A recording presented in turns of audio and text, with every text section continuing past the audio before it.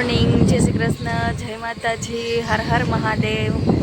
આજે તો બહુ મસ્ત મોર્નિંગ છે અને આજે હું વહેલી ફ્રી થઈ ગઈ હતી। તો આજે હું નીચે આવી છું પવન ખાવા મસ્તનો હોય હાઈ પવન પણ ગજબનો છે અને યાનભાઈ જો સાયકલમાં બેઠા છે। અહીંયા નીચે આવ્યા છે કાગડાભાઈ, તો અહીંયા જોવે છે કાગડાની સામે અને કંઈક નવું લાગે છે। તો એને એમ થાય છે કે આ કયું પક્ષી છે, કારણ કે એણે બહુ ઓછા પક્ષી જોયા છે જે નાનો છે। તો ચાલો બન્યા રહેજો બધા।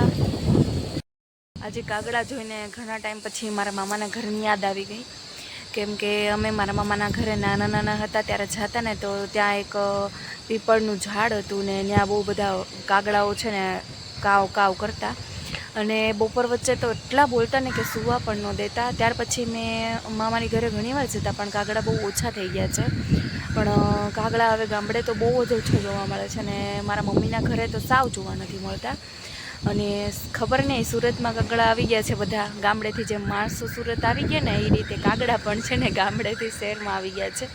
કારણ કે હું રહું છું ને ત્યાં કાગડા એટલા છે, પોપટ પણ છે અને કબૂતર પણ છે।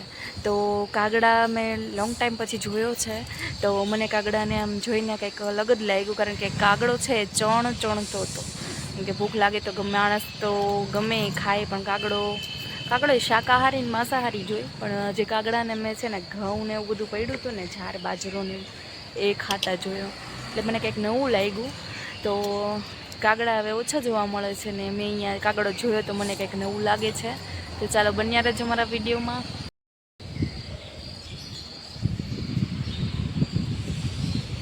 એવો કાગલો ક્યાં?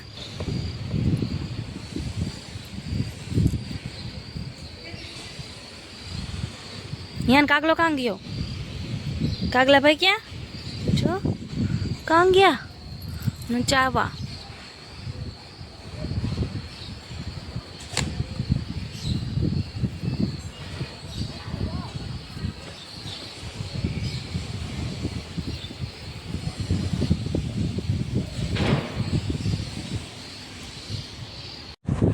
તો થઈ ગયું છે બપોર અને મેં મૂકી દીધા છે બટેકા બાફવા। જે ખાવાનું મન થયું તો સૂકી ભાજી, તો આપણા બટેકા બફાઈ ગયા છે અને જો બની ગઈ છે સૂકી ભાજી મેં બનાવી છે, કારણ કે ઘણા ટાઈમ પછી રોજ બટેકાનું શાક તો ભાવતું બંધ થઈ ગયું છે હવે, તો બટેકા વગર તો ચાલતું નથી, તો પછી મેં બનાવી નાખી આજે સૂકી ભાજી। તો ચાલો સૂકી ભાજી ખાવા।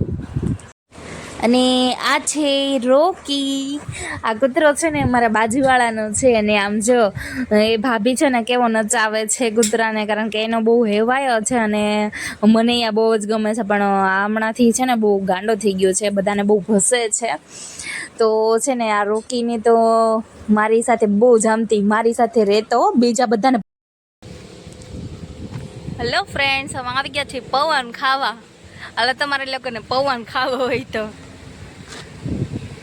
કેમ મોઢું આમ કરીને ઊભો જોવું એમ પવન આમ ખાવાનો આમ હોય આ મસ્ત આવે, મોઢું ખુલે ને તો એમ મોઢામાં ધૂળ કરી જાય ને એવો પવન। એટલે તો કહું કે હાલો પવન ખાવા, ખાવ બધા આજે મારા યાનભાઈ પવન ખાય છે। યાન હાઈ બોલ દો, જય શ્રી કૃષ્ણ। વાહ સરસ, હાલો હવે કરી દીધા છે જય શ્રી કૃષ્ણ। તાપીએ હાલો બધા તાપીએ બેસવા, અને આમ મજા આવે હો, આજે જોરદાર પવન છે, આજે ગરમી એવડી હતી। તો ચાલો ધીમે ધીમે ચાલતા થઈએ।